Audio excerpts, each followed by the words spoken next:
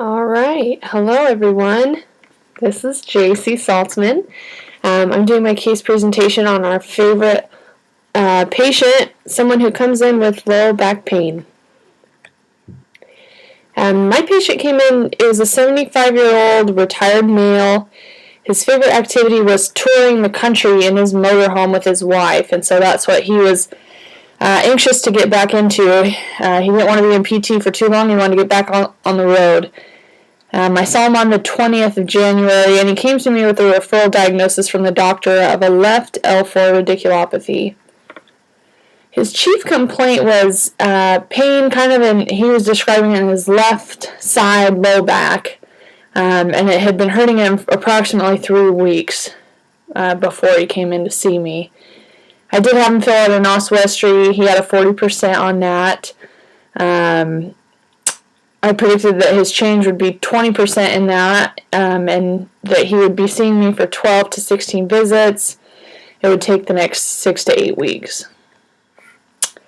As you can see in his body diagram, the pain, his chief complaint was coming from his low back on that left side, in the lumbar region. It was a constant pain. He always had pain there.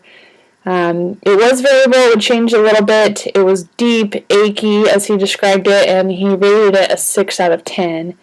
Associated with this, he also had pain that came around to the anterior hip, and then also the medial thigh, all on that left side. It was intermittent.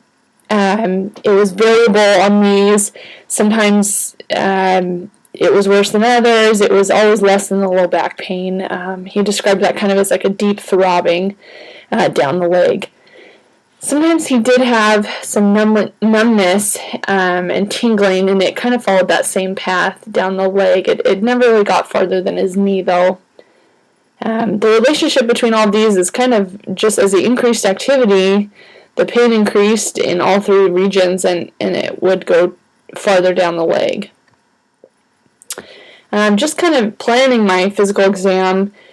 Other structures that might be referring there, I mean, obviously we have L-spine, facets, the SI joint, hip joint, but I also thought maybe internal structures like kidney, maybe ureters, nerve roots, T-spine, other things that I cleared like knee, ankle, foot.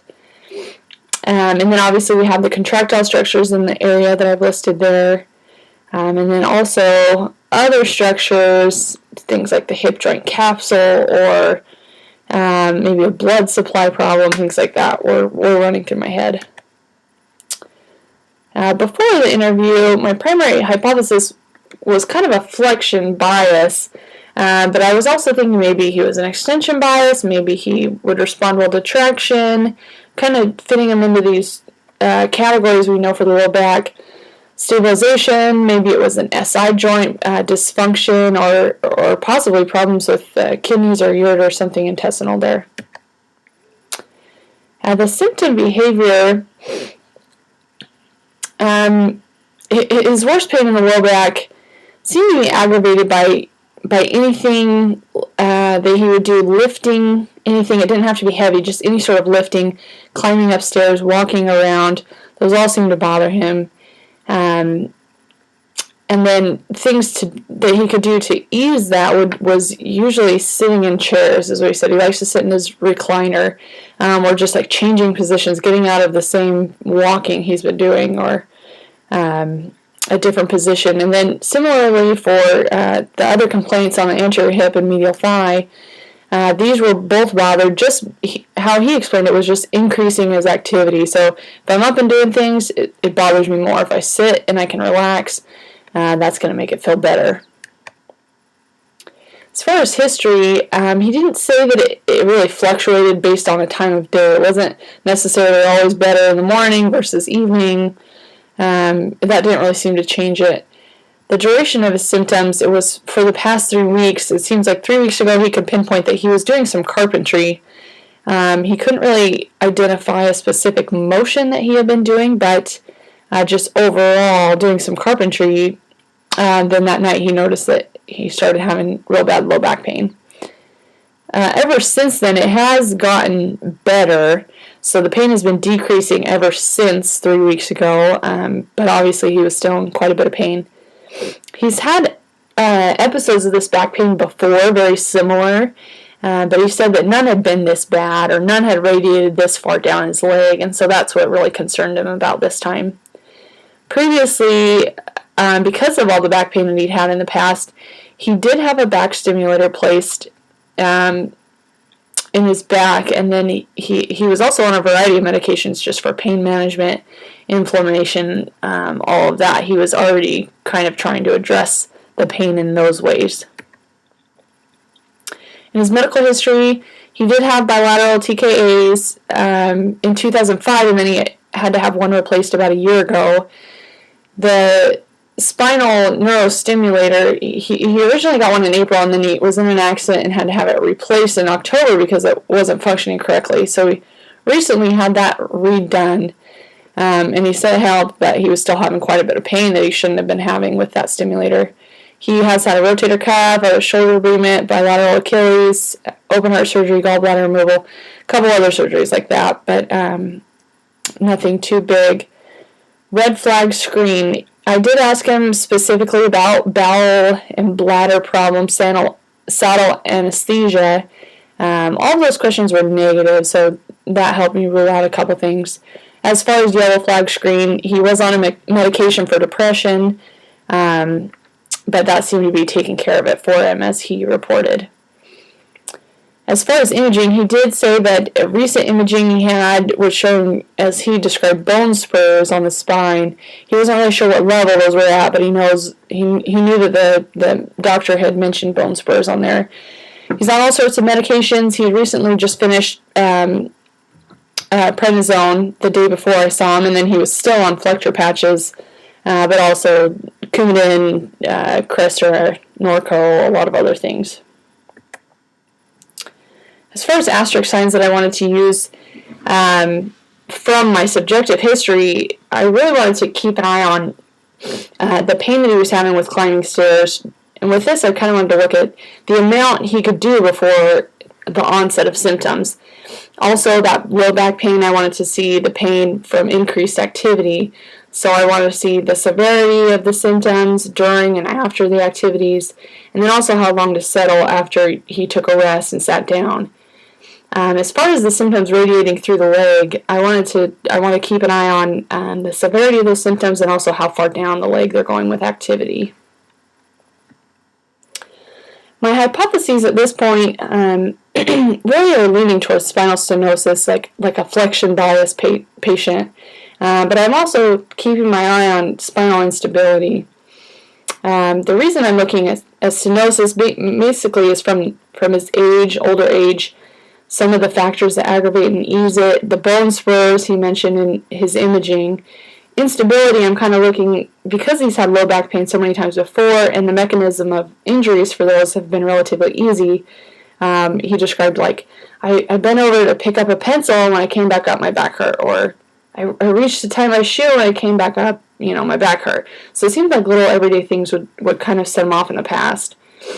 Things that I've ruled out at this point, musculoskeletal, I've kind of ruled out SI joint dysfunction, and this comes from the pain distribution and previous episodes of low back pain. I kind of get the feeling that this is not specific to that SI joint. Also, I'm decided that extension bias has been ruled out, and that's mainly because he says that sitting eases his factors. Non-musculoskeletal things that I've kind of ruled out is the ureters and kidneys that I already kind of mentioned. And that's from the red flags. Questions that I asked, and also just the past medical history. As far as clinical reasoning, looking at his CENs, the severity of his condition seems pretty moderate to severe. I'm basing this off of the Oswestry score he got. He was on 40%, and I used that to kind of judge his daily function. That's kind of on the upper limits of moderate disability in daily activities, and it's almost in the severe category. Irritability, he does have moderate irritability. Things like simple walking, climbing up stairs, light lifting can all increase the pain, so that's something I want to monitor. The stage that he's in seems kind of Oh, sorry, I missed nature. The nature, as he described it, like I mentioned, throbbing, radiating pain due to the spinal stenosis is what I'm thinking. The stage of it, he's kind of in a subacute stage. It's not brand new. It's kind of on the mend, getting a little bit better. But because he has had it before, I know this is kind of an ongoing problem, and he might be in more of a remodeling stage. And then the stability of this disorder, it is consistent and reproducible. And I'm thinking mainly mechanical. The symptoms are improving, so I'm thinking this is a recurring issue, but the same simple activities in the past have aggravated. So problems are most likely mechanical, especially since we know he just finished a steroid pack and he's still on the flexor patches, and those are kind of addressing anything inflammation-wise. As far as things I want to include in my physical exam at this point, I really want to do a quadrant test. I want to do this to really rule in on spinal stenosis and rule out kind of that he's more of an extension bias patient, which I've kind of already done. I also want to do a prone instability test. If this is negative, I can confidently rule out instability, but I definitely want to look at that. And then I also want to see how he reacts to long axis distraction and compression. So see if those make his symptoms better at all or worse. As far as deferring anything, there's nothing really that I want to really avoid. Things that I might look at later, not necessarily defer, but maybe do later, is a more specific SI test, like a Gillette test or something. And the only reason I would do those is if treatment hadn't been working, but I don't see anything that I really want to defer for now. During the physical exam, I don't have many precautions or contraindications. I do want to note that once I get into treatment, I'm going to have to not use like ultrasound or diathermy, anything like that, because of the back stimulator that he has. And then I also want to talk, because of that stimulator, to the doctor before I do any manipulations on his spine. Posture, I noticed that he did walk in kind of in a forward lean. He avoided putting weight through that left side. So we kind of get this picture of this older patient that we kind of have in our heads. Functional movement analysis. Some of the asterisk signs there I'm looking at are for extension, and then obviously the quadrant test, like I mentioned. Quick screening tests and clearing of additional joint structures. I did look at the knees and the T-spine. His knees were slightly limited in flexion, but I wasn't too worried about this. I mean, he had the bilateral TKAs, so that wasn't too much of a problem. And then overall, he had a hypomobile T-spine. Neurological exam was negative. As far as range of motion, the most limit I saw was in lumbar active range of motion. Flexion and side bending were fairly good, but extension and rotation were all painful, limited by pain. So I didn't really get an infield there. He was maybe only 30% of normal. And when he did those, it did tend to increase his pain from normal. So those were all something of note.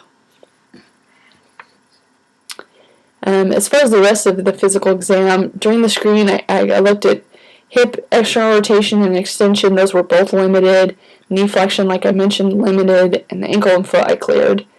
When I did PA mobs on the L spine, he was especially tender around L3. And when I got kind of to the end range, that tended to recreate his symptoms that he came in for. Like I said, T-spine was hypomobile. There was no positive things in muscle testing. Those were within functional limits. Muscle length, he did have the tight and shortened hip flexors. And then special tests of note, he did have a positive prone instability, a positive quadrant, both sides. And then he did respond well, actually, to long axis distraction. At this point, my assessment and my plan, my primary hypothesis is still that spinal stenosis. I'm thinking that because of the age, the fact that he was relieved with flexion, the quadrant test being positive. So I'm thinking that the stenosis is one main problem that he's having.